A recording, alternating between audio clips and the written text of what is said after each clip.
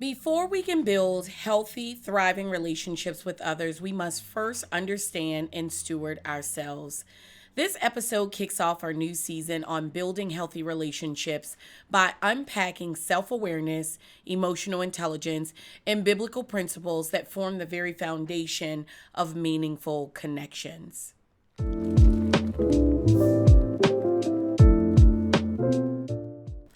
Hey there, welcome back to a brand new season of Ignite 180, where faith meets fire and transformation takes flight. I'm your host, Sharita Santiago, and this season we're digging deep into the heartbeat of every meaningful life, business, and mission, and that is relationships.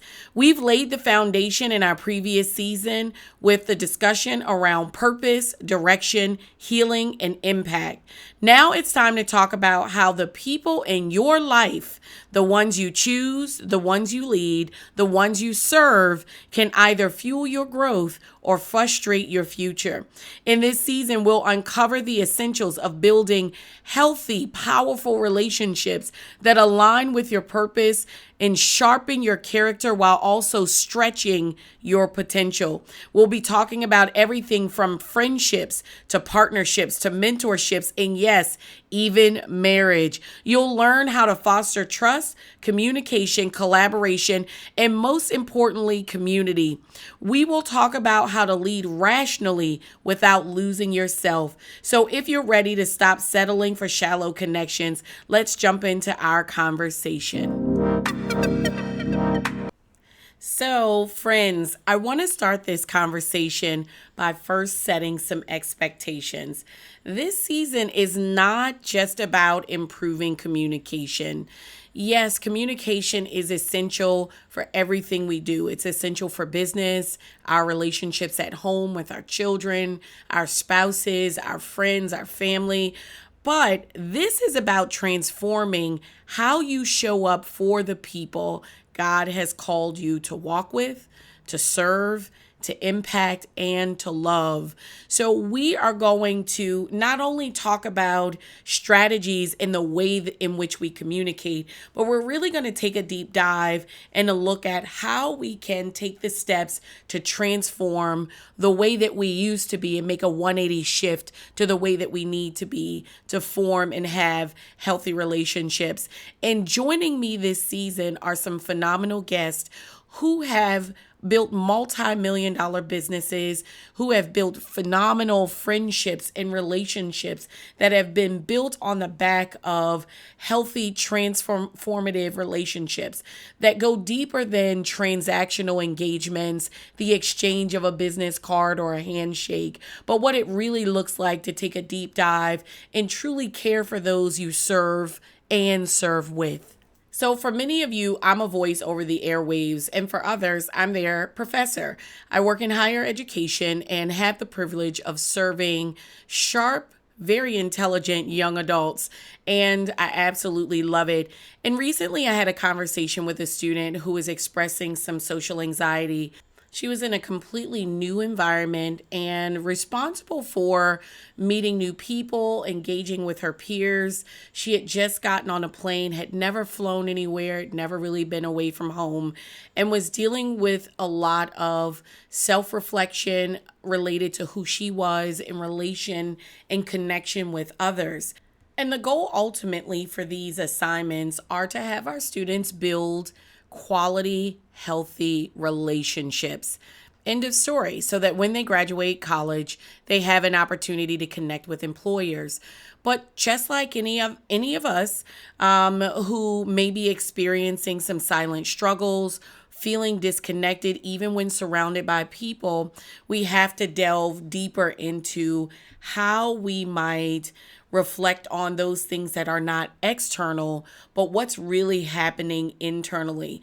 And truly, without identifying and clarifying what those things are, we could find ourselves in building relationships where we are either overextending ourselves, withdrawing, or having unhealthy attachments or engagement or unhealthy patterns with those that we want to form relationships with. So what I'd like to do is jump into emotional intelligence. And I know you've heard this term, but I want to take a deeper dive into what emotional intelligence is and how we can put this to use in building up relationships. So, by definition, emotional intelligence is defined as the ability to identify, understand, and manage your own emotions as well as the emotions of others.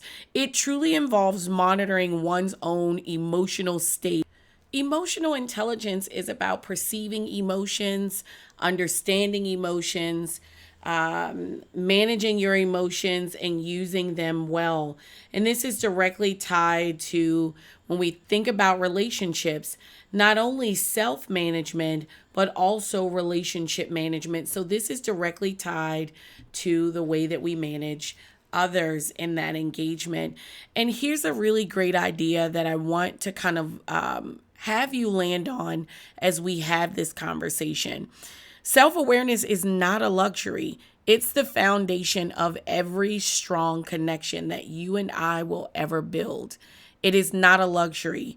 You don't have the privilege of not being aware of who you are, the way you speak, the way you engage others, how you make people feel. It is the very foundation of the relationships you will build. So I want to give you some stats and then further our conversation. So in Talent Smart EQ, emotional intelligence accounts for 58% of success in jobs and in leadership. 90% of top performers rank high in emotional intelligence. That's a lot. People with emotional intelligence earn 30,000 or more higher than the average employee or person who has a lower emotional quotient. So again, emotional intelligence has 5 competent areas.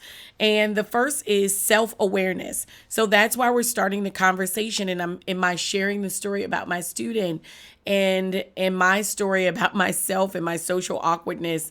It's recognizing your emotional patterns and needs. And sometimes that can be tricky. One of the things I would totally encourage is surrounding yourself with people or the community that you currently have and receiving feedback. And hey, one of the things that I did personally was I recognized the things that I heard as a repeat pattern. For example, one of my sisters told me, well, not one time, but many times, that when I get frustrated, I repeat myself over and over and over again.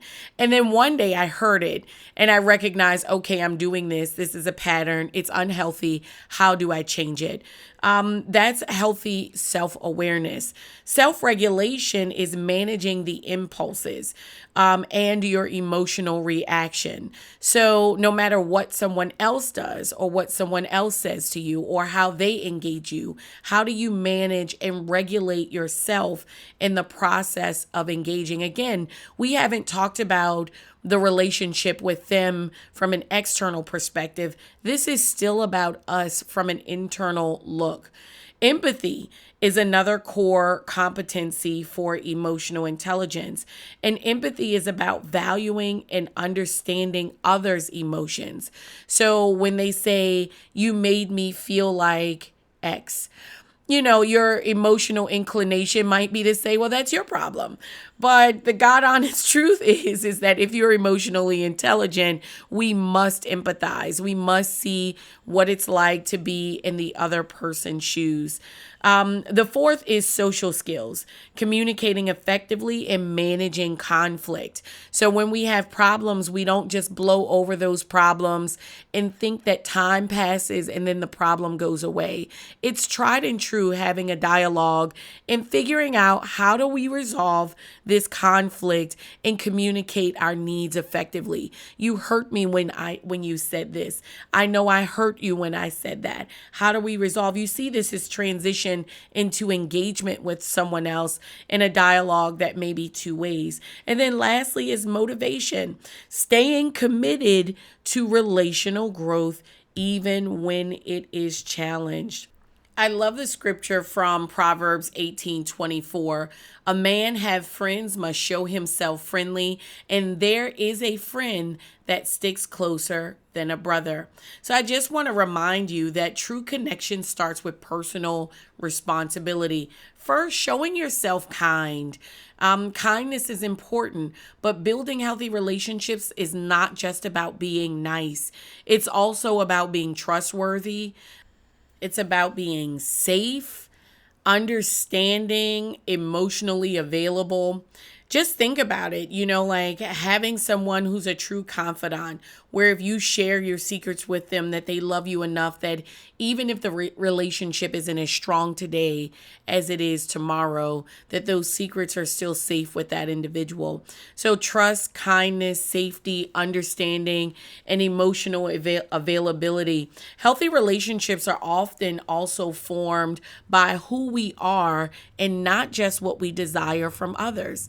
I'll say that again. Healthy relationships are often formed by who we are, not just what we desire from others. There's a quote that I told my husband when I first met him by Jim Rohn that says, I used to say, you look out for me and I'll look out for you. And now I say, if you take care of you for me, I'll take care of me for you. And what that does is it brings the onus of how we are responsible and for handling those others outside of their responsibility and gives it back to ourselves. That I'm going to take care of myself, my mental health. I'm going to go to therapy. I'm going to, take care of my eating habits, my mind, my attitude. I'm going to tend to who I am so that when I interact with you, I'm a refreshed individual. I'm not bleeding on you. I'm not taking out my anxieties on you. And though those things might happen incidentally, it's not an ongoing thing. What we have to realize is that when we have unhealthy patterns that show up in a cycle everywhere we go, because you take yourself everywhere you go. When we have those things transpire, we have to take a reflection internally. If you want a trustworthy, life-giving connection, you must first become trustworthy and life-giving. If you want a trustworthy relationship, then you must become what you desire to see in this world. So, as I prepare to close this first episode of this new season, I want to leave you with some reflective questions. And the first question is who are you? Who are you when no one else is around? When you strip away your titles, responsibilities, and your roles at baseline, emotionally, who are you? Because that is the start of building your healthy relationship. Are you friendly? Are you weird like me who, sometimes you get in a room and it's like, I want to say hi to everyone. I describe my experience in my mind as I'm a big party. Like I am a party animal. I'm walking in the room and everything's like, like, yeah, I'm here. But really, I'm not going to say anything.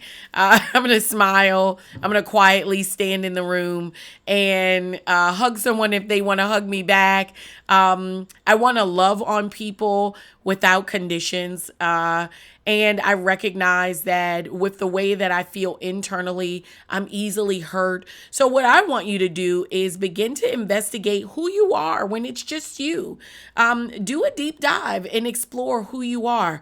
What patterns do you repeat in relationships? Are you a ghoster? I hear the students, the young people talk about ghosting a lot. Do you ghost people out?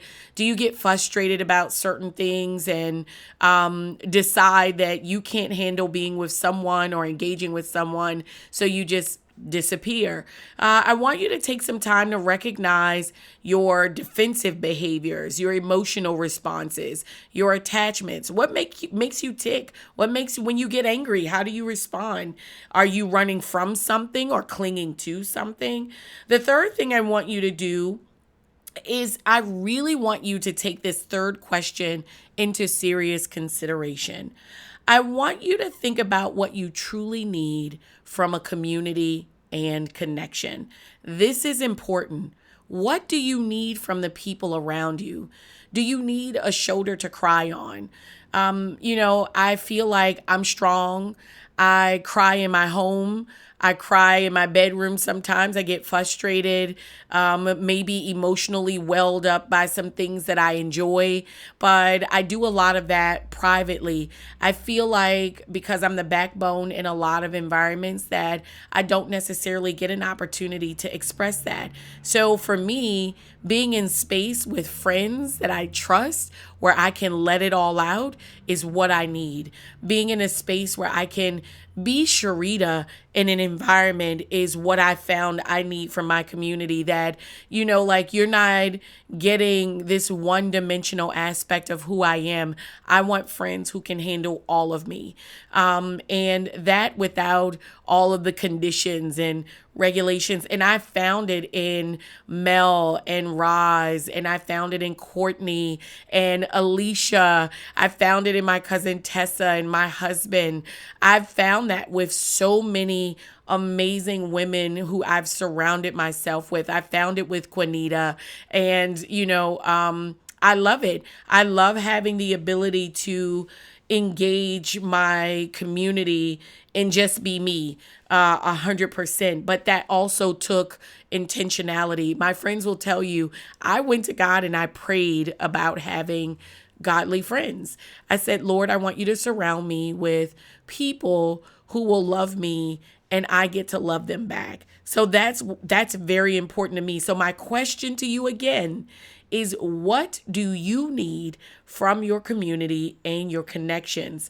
I want you to differentiate surface level desires from soul level desires. What do you really need deep down from your relationships? And they may not be friendships. It may be, this is what I really need from my mother or from my father or from my sister or brother, or what I need from my neighbor or from my boss. I really want you to think about the relationships you have and what you need. I also want you to think, is it accountability? Is it encouragement? Is it honesty? Is it loyalty? Is it a shared faith? Do you need someone to pray with regularly? But honestly, I know I'm beating this, but I really, really want you to take this into consideration. And maybe, ask the Lord to show you where you need healing for relationships before you jump into any new ones. What do you need for you? So as we recap, I want you to know that first, strong relationships are a byproduct of strong self-awareness and emotional intelligence. Healthy relationships, partnerships, and marriages require intentionality, not assumption. Y'all, this ain't pop the balloon. We're not looking at folks and saying, oh, I might want to be in a relationship with you, but your fit isn't nice, or I don't like your cornrows or your hair. That is so superficial. And the society we live in will look at the superficial and carry on. This that I'm talking to you about is the real stuff. This stuff is where roots are planted and how you will sustain yourself. Because y'all, I want to tell you, I want to be married in 45 years and be like, child, me and my husband been married for 45 years. I want to be able to come and say that. Deep roots. So this is about deep roots, healthy friendships, partnerships, marriages that require intentionality. The other thing is, I need you to understand one thing. If you didn't take anything from this conversation, you are not alone in this journey. I've said it all over the place and I'll keep saying it. We have so much more alike than we have dissimilarities. We are similar and growth is possible. Transformation for you is available. So if you want change and you want more out of your life, you can have it. And it starts at the next right conversation. So first, with yourself and then with others. So until next time, I want you to explore those 3 questions, and I want you to choose your inner circle wisely. Not everyone deserves access to your purpose, to your seed, to your gifting. So we have to learn to discern who is able to have access to us and discern what gives you life and the community around you. So again, I am Sharita Santiago, your host for Ignite 180. I want you to subscribe, like, and share this podcast. I also will be posting on YouTube to have further conversations. I thank each of you for joining me. You can check us out at www.ignite180.co or check us out on YouTube at Ignite 180. I thank you for joining us for this conversation. And again, remember, we are leading. You are leading and growing your relationship. So again, lead every moment. Thank you again, and God bless.